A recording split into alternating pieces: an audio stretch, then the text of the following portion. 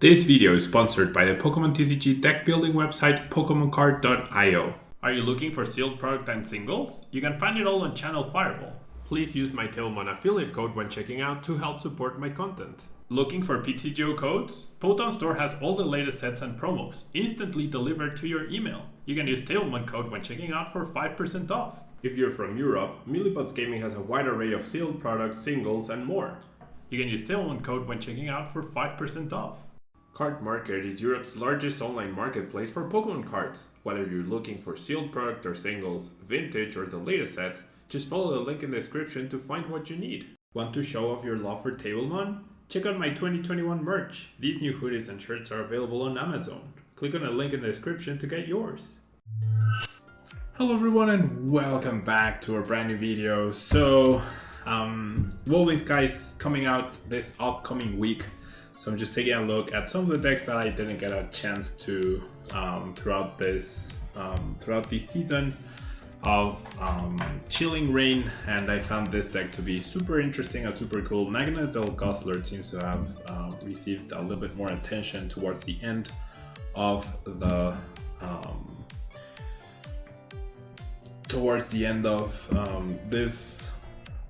this format, right? This cycle before Evolving Skies, a little late. Right, but it's a pretty cool card with the ability you get to heal up, and in this 2-hit go format it can be pretty impactful. Jet Pierce to 180 is pretty solid, but the Chaotic Warrior GX attack, letting you take 2 prizes and flipping all of your prizes over, is also pretty cool. So I do like I like the idea behind this deck. I like the idea behind this card, the concept. It's very unique, just like most tag team GXs are, right? And this deck, we will be utilizing Mewtwo. So this is actually the Azurill deck that I played the other day, but this is the actual list without 4 Azurills. I really wanted to play it like in a more competitive manner, if you will, rather than having to play the Azurills. And we're going to use Perfection to copy different attacks, such as Magnetal Guzzler. We're going to copy Gengar Q's Poltergeist and Horror House GX. We're going to copy Jet Punch and Elegant Soul and Beast King GX. And we're going to copy Vileplume GX's Massive Bloom attack as well. And maybe there might be situations where Tingler Return GX or Static Shock come into play. Now, combining with Mewtwo, we have the 2 Galarian Birds to counter Eternatus and to counter Shadow Rider, both cards which are very good anti-Mewtwo options overall, so that's why we are including them. And then we do rely on energy switches to transfer energy to Mewtwo from the Moltres to power up for those big attacks. A wide variety of energy, along with single copies of other important energy such as the Psychic, the Grass, and the Fighting, especially for Galarian Zapdos. So let's jump into the ladder and see what we can do with this. I just called it Mewtwo Box. I don't know what you would call it.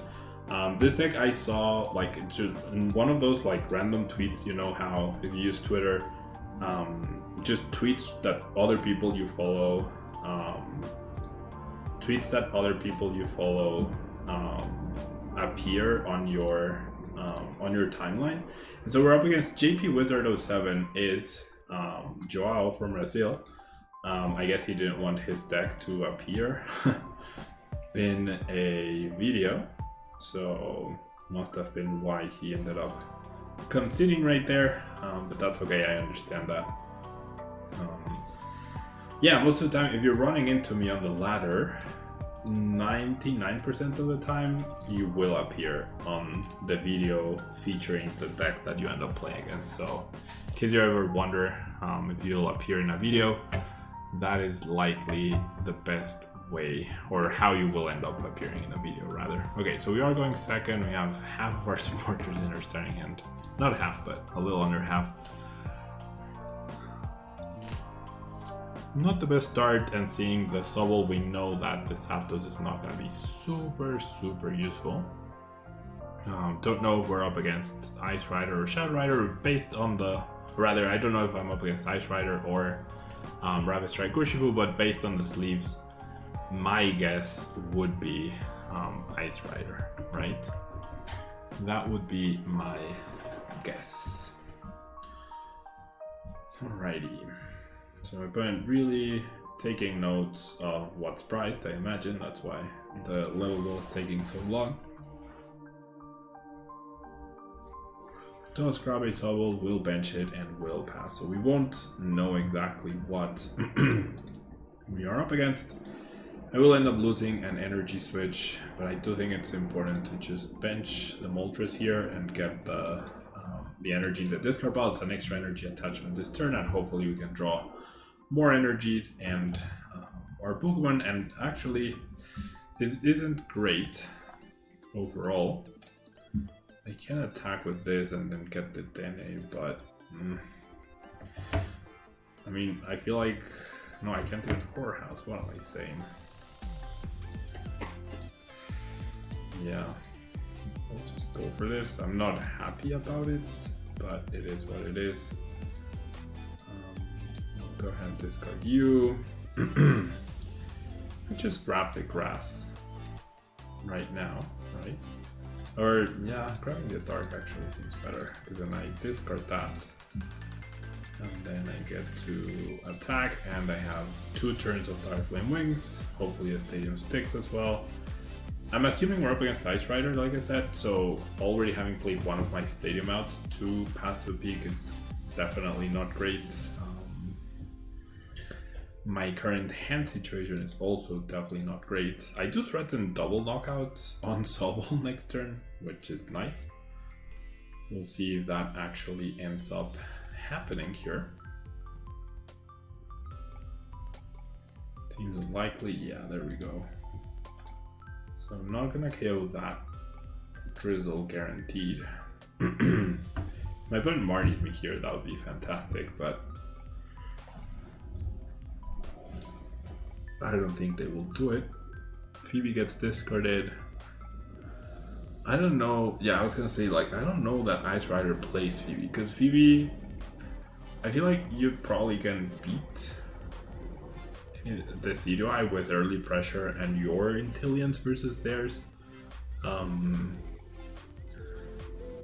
So Phoebe feels more of a Rapid Strike Urshifu card, but I guess my opponent decided to play it in Ice Rider instead. Alright. Alrighty.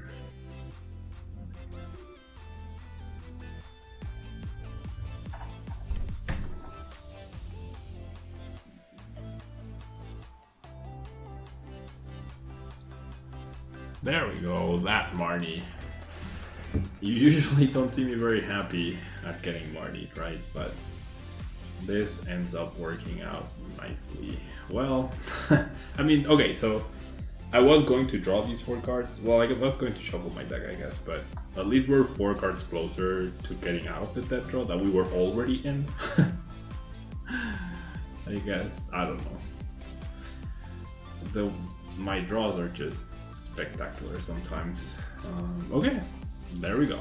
Now that absolutely works. Okay, so here's what I'm thinking. I mean, I'm committed to the active, right? So I might as well just do this, switch out and research. Very nice. Getting the Vileplume into the discard pile. I can grab Fighting, I guess, for a potential future Zapdos. I can definitely retreat. Starflame Wings. I don't need to retreat until the very end. Marshadow here is very good to protect against Path to the Peak. And I mean, no reason for me not to just knock out here, right? Could Jet Punch, but why leave this guy alive? Thing is, my opponent could return KO the Mewtwo. Jet Punching, threatening both. I'm not sure. 3 cards in hand for my opponent. I'm at a loss here. As to what? Because, like, if Mewtwo gets knocked out next turn, what do I even do? I'm not convinced about this knockout. But hey. My opponent needs VMAX energy and Intillion to take a knockout. If he doesn't manage that, then I don't know. Okay, well, yeah, the energy was guaranteed because of my own stadium, but I was not going to Marshadow my own stadium, that's for sure.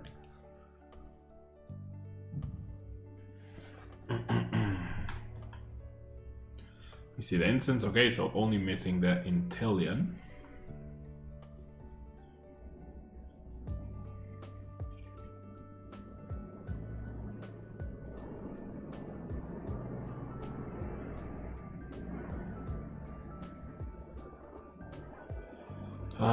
I could end up using my GX attack to heal, right? If my Mewtwo somehow survives the turn. It would be amazing to go energy switch, attach, and GX KO the Dedenne whilst fully healing. However, with this Drizzle, I imagine my opponent's gonna search for Incense to grab Intellion. Wait, did my opponent... Did it change the energy? What? My opponent did it change the energy just so he could Melanie? That makes no sense. And there's the Intellion, yeah. Yeah, I don't see how I win this, honestly. I don't have a metal Pokemon to help me here. Commits the energy, that makes sense. I don't see how I can potentially win this. This guy goes down, this guy goes down, this guy goes down. Not much I can do.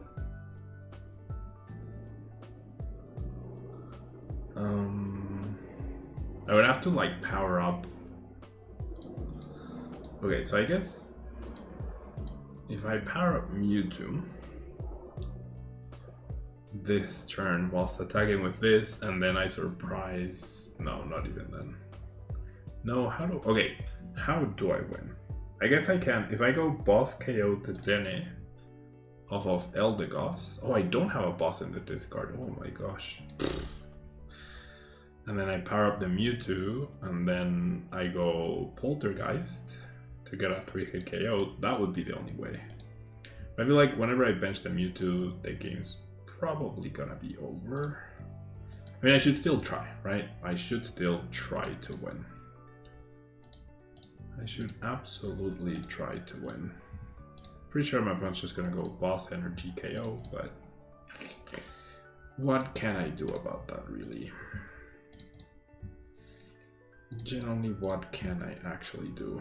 So I'm gonna keep the Gengar Key as a surprise, just hoping that my opponent doesn't realize the potential play and doesn't protect their hand. There's a Gengar Q, there's the boss.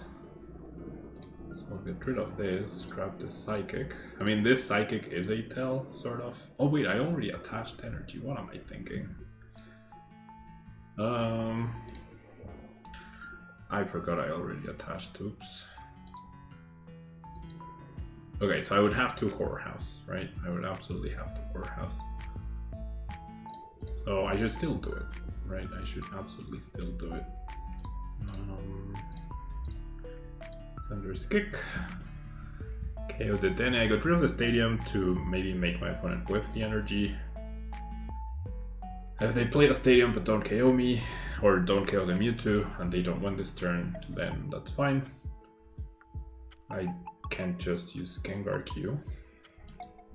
Alright, Level Ball fetches either the boss or the energy off of a Drizzle. The last Drizzle might be priced though. There is that possibility as well. They are down 3, right? So who knows, maybe, right? Generally maybe. Well, never mind. There's the Drizzle. Maybe they're missing the energy. They just grab boss, then we know it's over. But yeah, I shouldn't have benched them, Mewtwo. I generally thought I had attached. Okay, they go for Melanie, so there's a chance. There's actually a real chance here. No boss, so we're not losing this turn. We are absolutely not losing this turn. We might have a chance here.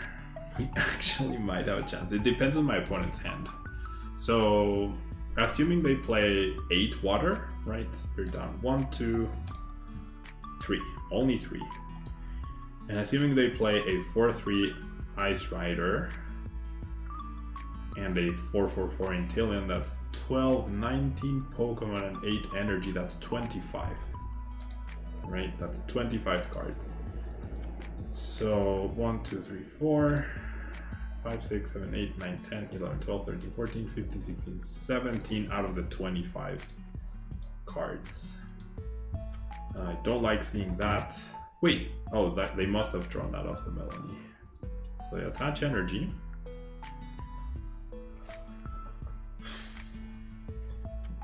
The correct thing would be to not attack, right? To not KO the Zapdos. For them, but they don't know that, technically. They go for the KO. That's 2 extra cards, right? So we're gonna have 2 extra cards from their prizes and an extra card from their top deck. And in this situation, I'll probably end up needing boss, as they will likely retreat. So I have to keep that in mind. And I do have access to boss, right? I should have access to boss. Okay. So there's the Gengar Cube. I have 3 bosses. I have 2 Aurora energies. So I'll play this, I'll burn it. So I'm gonna Zapdos, not Zapdos, Crobat first for 5. Okay, I have the boss. So I should play that now and then just dig for the Aurora, right? So I should go boss this guy, because this guy can't do anything really. And sure, we'll just transfer the energy from this to this. Okay, so we go Horror House. We need my opponent to have 7, which they have a huge hand though. We know they have 2 waters, or maybe just 1. 1, 2, 3, 4, 5, 6, 7, 8, 9, 10, 11, 12 card hand. And they are down 1, 2, 3, 4, 5, 6, 7, 8, 9, 10, 11, 12, 13, 14, 15, 16, 17, 18, 19. So there's a chance. There's a chance. There's the Aurora. So it comes down to this. This is literally the only chance I had. 1, 2, 3, 4, 5, 6, 7, 8, 9, 10. Yes, let's go. Let's go. I did make a mistake by benching the Mewtwo. I think the fact that this is closed deck list and I didn't reveal the Gengar Q until I absolutely needed to was pretty big, or was very impactful. Pretty proud of that. Finding the win condition, playing towards it, benching the Mewtwo was a mistake, but my opponent never played down a Path to a Peak, which is very peculiar and very wrong, I would say. But hey, we made it, right? We made it. And it's crazy that they actually had great catcher as well as an out after they Melanie to win. So benching the Mewtwo is definitely a big mistake on my part. Yeah, this was really good. It was really good. I'm gonna leave it here. Only 1 game today, or was it 2? I actually don't remember. I need to check. No, it was only 1 game, right? But it was a really good game. Not usually one that I get to showcase. And this game felt very skill based, if you will. My opponent couldn't make perfect decisions because, so for example, this is a situation where I feel like something like this shows a bit of your skill in terms of like when we were playing in real life, right? We didn't have open deck lists. So the fact that like it should be common knowledge that most Mewtwo decks, especially if you're playing Aurora Energy, like you're gonna be playing Gengar Q, right? Gengar Q is everywhere. So you do have to try and play around that. My opponent could have absolutely played around that by playing the Great Catcher. He had cards that he could have played, right? Just in case of that potential win condition. thinking about that win condition when you don't have an open deck list of your opponent is much harder than when you have an open deck list, right? So that sort of skill is something that, like looking at your opponent's deck list, paying attention to it and figuring it out is obviously part of it, right? But it's even harder to figure something like the Gengar Q out if you don't know that they're playing it, right? You have to factor that in as an unknown and how likely it is based on your knowledge, the meta game, etc. So I don't know. That game I think shows a little bit the difference between the online cups and playing in real life, and how those sort of things can make a huge difference that they're being taken away right now online. And I'm all for open deck list, right? Absolutely all for open deck list, because it helps me make better decisions as well. But this is the sort of thing that absolutely makes a difference and has made a difference in my 20 years of playing Pokemon, where my opponent just doesn't play around a win condition that I have access to, right?